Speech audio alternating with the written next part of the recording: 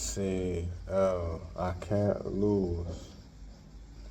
No reality where I lose. Ever. Today is Friday, August 14th, 2026. Day 226 of the 100 push-up, 100 squat progressive challenge for a year. We're in the month of August, basically halfway through the month of August.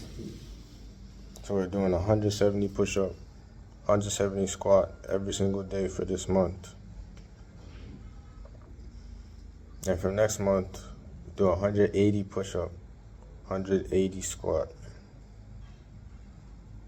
Let's go. Fight Society HQ. I have moved in with my girlfriend, Mrs. Fight Society, and I have my own place. I'm not my parents, and we have a dedicated studio space as well. I know I'm doing videos in my bedroom in my parents' house. This is a huge step for me. I appreciate you guys so much for all the support on this journey, and it's just the beginning. You guys have helped build this brick by brick, and this is just the beginning. We have merch coming soon, website coming soon, so many great things for the channel. But enough about me. Let's talk about the UFC 330 main event and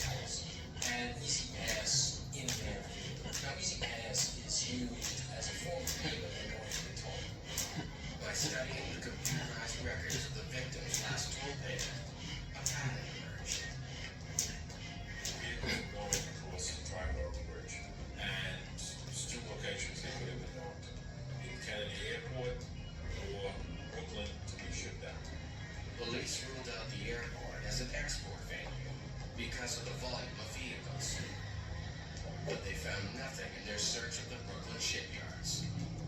And the investigation hit a dead end.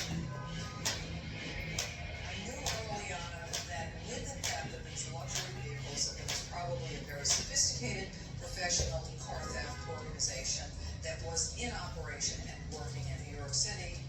The mastermind police were looking for was a former intelligence officer in the Chinese army named Min Jin Yang. He stole and exported thousands of high-end vehicles and made himself over $40 million. The question is, how did he do it?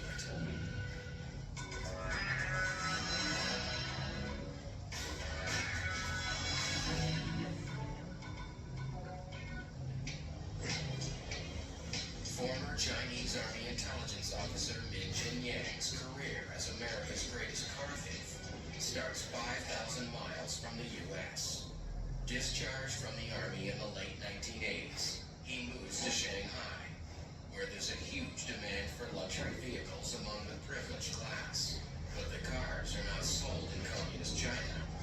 Seeing an opportunity to use the skills he honed investigating Asian smugglers, Yang approaches the Chinese underworld with a business floating there.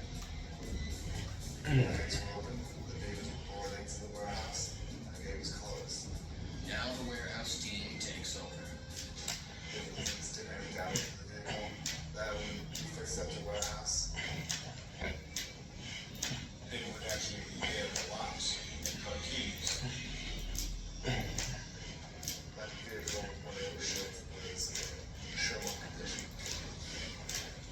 The next step is to load the vehicles into legacy containers that Yang is at delivered to the warehouse.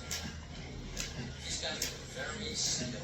They used a couple of ramps to essentially load these cars into containers. Knowing the exact size of each stolen car, Kenny designs the perfect system for packing them. They would build a frame around it out of 2x4s. And actually drop another vehicle on the These cars were not moving around, not a lot of damage to our guys. After gauging the exact weight of the packed container, Yang forges convincing manifests for the shipment. It's as some product, the weight of the product would match the weight of the location. Once the container left the warehouse, it was trucked over to New Jersey. And in New Jersey, the container was put on a train, railed across the United States to California, and then put on a ship. The vessel heads for the East China Sea, where it's met by another ship. The containers are covertly transferred, then delivered to China, along with new manifests that detail their real contents. With military precision, Yang lands thousands of luxury vehicles, but a simple traffic accident will soon threaten to bring his multi-million